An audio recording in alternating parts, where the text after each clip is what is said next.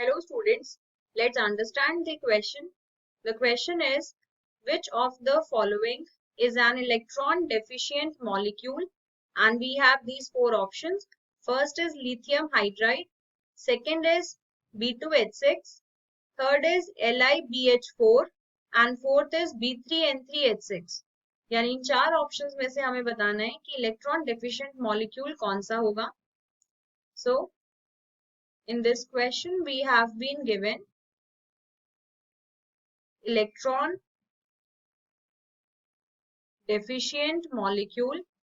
तो हम इन ऑप्शंस में से इलेक्ट्रॉन डेफिशिएंट मॉलिक्यूल पिक करना है. तो पहले हम यही समझते हैं कि इलेक्ट्रॉन डेफिशिएंट मॉलिक्यूल होगा क्यों कौन सा. The molecule in which outermost shell of the atoms is not complete, or we can say is not completely filled, is called electron deficient molecule. यानी जिस मॉलिक्यूल में आउटरमोस्ट शेल एटम्स का completely fill नहीं होगा electron से, हम उसे electron deficient बोलेंगे. जनरली हम अगर कंपेयर करते हैं तो हम ऑक्टेट रूल से कंपेयर करते हैं कि जो आउटरमोस्ट शेल है उसके अंदर 8 इलेक्ट्रॉन्स होने चाहिए. सो हम ऑक्टेट रूल भी बोल सकते हैं, या हम सिर्फ ये बोल सकते हैं कि आउटरमोस्ट शेल में इलेक्ट्रॉन फुली फिल्ड होने चाहिए. अगर नहीं है तो मतलब वो इलेक्ट्रॉन डेफिशिएंट है. तो अगर हम यहाँ पे देखें, सबसे पहला ऑप्शन है lithium hydride. So lithium hydride is basically Li plus and H minus. Li plus and H minus दोनों का जो आउटरमोस्ट कॉन्फ़िगरेशन है वो फुली फिल्ड है.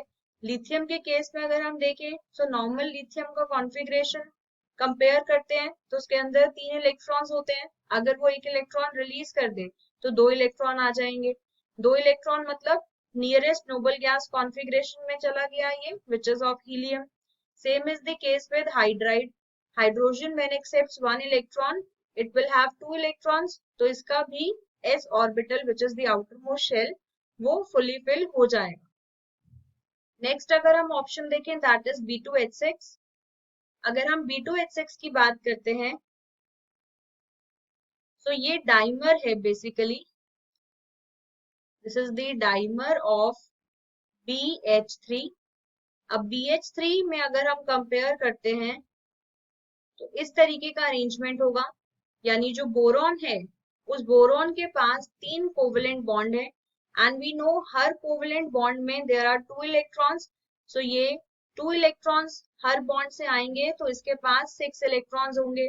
यानी बोरॉन के ऑर्बिटल में, outermost shell में, there are 6 electrons in the valence shell of boron. जबकि ऑक्टेट रूल के अकॉर्डिंग देखें तो इसके पास 8 होने चाहिए, लेकिन 2 इलेक्ट्रॉन्स कम हैं. बिकॉज ऑफ दैट रीजन हम बोलते हैं कि इलेक्ट्रॉन डेफिशिएंट है. अपनी डेफिशिएंसी कम करने के लिए ही ये डाइमर फॉर्म में एग्जिस्ट करता है, ये ब्रिज बॉन्ड्स बनाता है. तो अगर हम यहाँ पे देखें, so because it has 6 electrons in the valence shell, so we can say that it is an electron deficient molecule. तो आंसर तो हमें मिल गया है. हम बाकी ऑप्शंस भी एक बार देख लेते हैं. सी ऑप्शन हमें गिवन है lithium borohydride, and fourth option में हमें गिवन है बोराजीन. इन दोनों को हम कंपेयर करते हैं. सो लिथियम बोरोहाइड्राइड को अगर हम देखें तो इसमें लिथियम आयन है एंड BH4 नेगेटिव आयन है. सो BH4 नेगेटिव आयन का मतलब जो BH3 था उसने अपने वेकेंट ऑर्बिटल में H माइनस एक्सेप्ट किया. तो अगर हम इस तरीके से देखें तो इसके पास जो इलेक्ट्रॉन थे वो कंप्लीट हो गए, क्योंकि ऑलरेडी 6 इलेक्ट्रॉन्स तो BH3 में बोरॉन के पास हैं. 2 इलेक्ट्रॉन यहाँ से H माइनस लेके आएगा तो ऑक्टेट कंप्लीट हो जाएगा. इसमें भी आउटरमोस्ट शेल कंप्लीटली फिल्ड है, यानी ये इलेक्ट्रॉन डेफिशिएंट नहीं है. नेक्स्ट हमें एग्जांपल दिया था B3N3H6 का.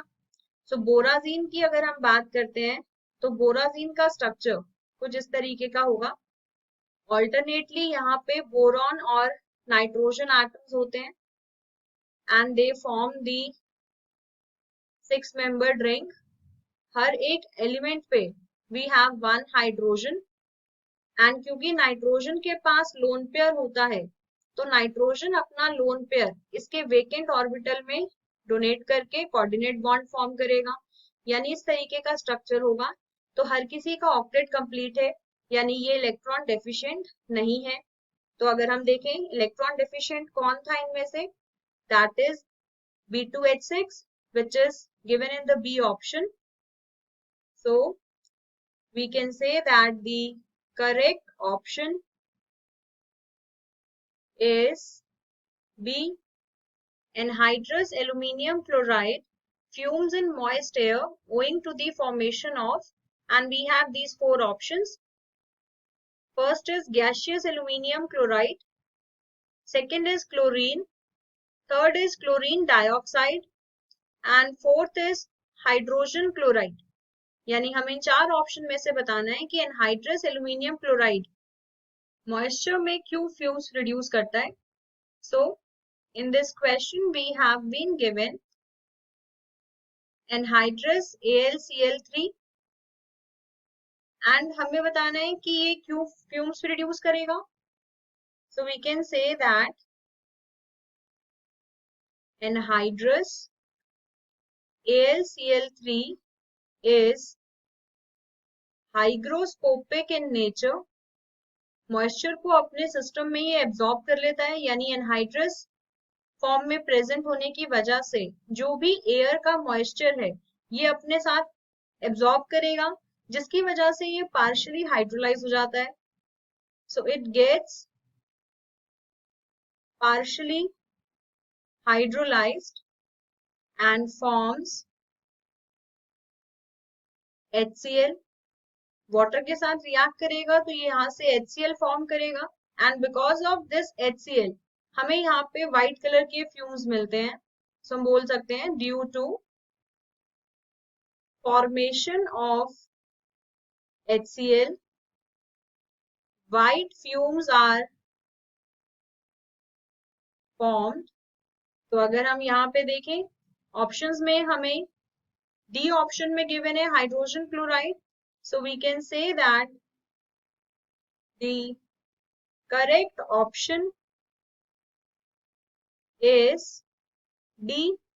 Color of the bead in borax bead test is mainly due to the formation of, and we have these 4 options. First is metal oxides, second is boron oxide, third is metal metaborates, and fourth is elemental boron. यानी अगर हम इन 4 options की बात करें तो हमें इन चारों में से बताना है कि बीड बोरैक्स टेस्ट जब हम करते हैं तो उसमें बीड का कलर किस वजह से आता है। So in this question we have been given the borax bead test. तो अगर हम यहाँ पे ये पूरा टेस्ट समझते हैं तो हम सबसे पहले इसमें बोरैक्स लेते हैं which is Na2B4O7.10H2O and we heat it. तो हम इसको जब हीट करते हैं तो सबसे पहले ये अपने वाटर ऑफ क्रिस्टलाइजेशन लूज करता है, यानी ये एनहाइड्रस फॉर्म में कन्वर्ट होता है। So we get Na2B4O7 plus 10H2O। तो ये वाटर मॉलिक्यूल्स इसमें से चले गए, ये एनहाइड्रस फॉर्म में आ गया। Now we continue heating it. So Na2B4O7 इसको जब हम कंटिन्यू करते हैं हीट करना तो ये यहाँ से कन्वर्ट होता है NaBO2 में प्लस B2O3 में, यानी बोरिक ऑक्साइड मिलता है हमें एंड हमें मिलता है सोडियम मेटाबोरेट।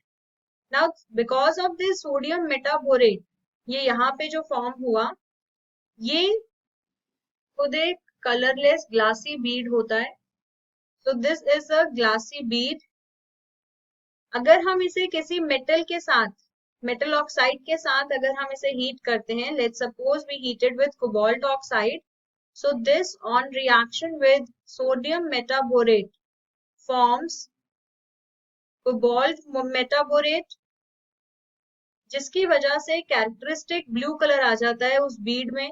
यानी हमें बताना था कि कलर क्यों आया है। So colour is because of the formation of the metal metaborate, जो कि इस केस में ब्लू कलर आने के लिए कोबाल्ट का बना, यानी कोबाल्ट मेटाबोरेट की वजह से आया colour.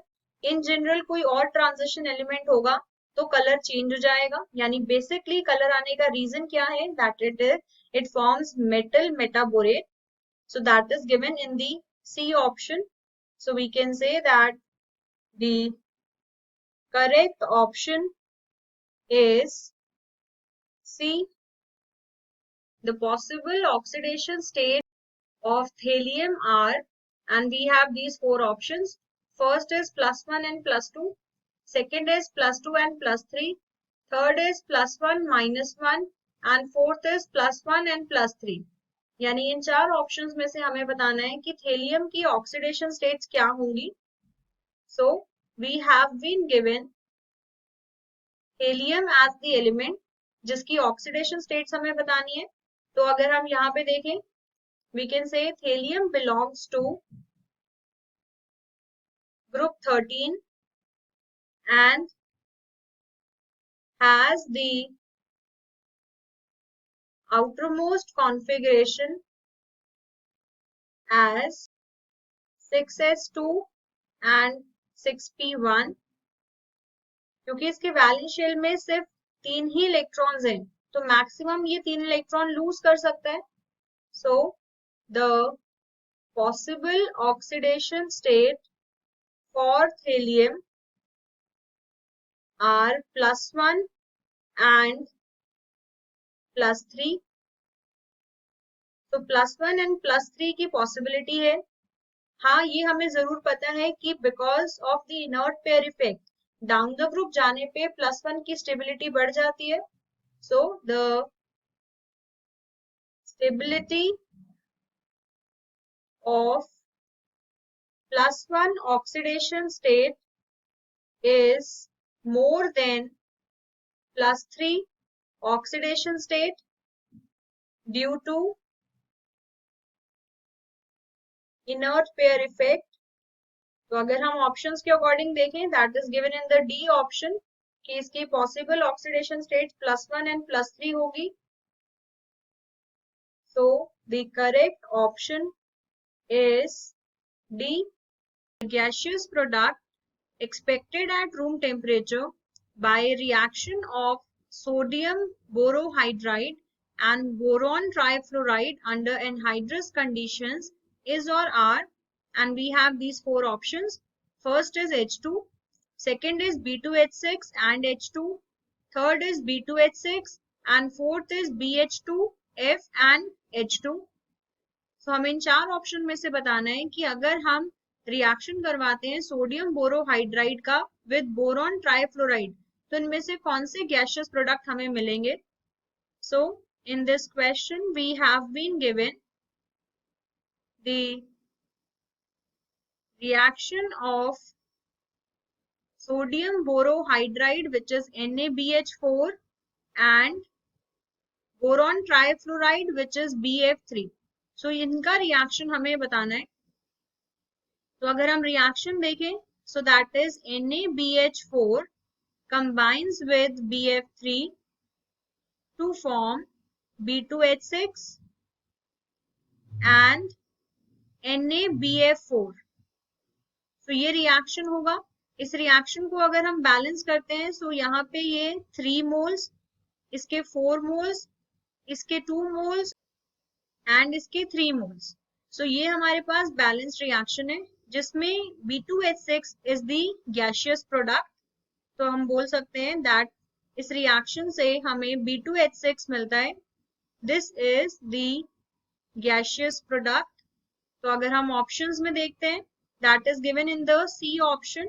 So we can say that the correct option is C. I hope it is clear to you now. Thank you.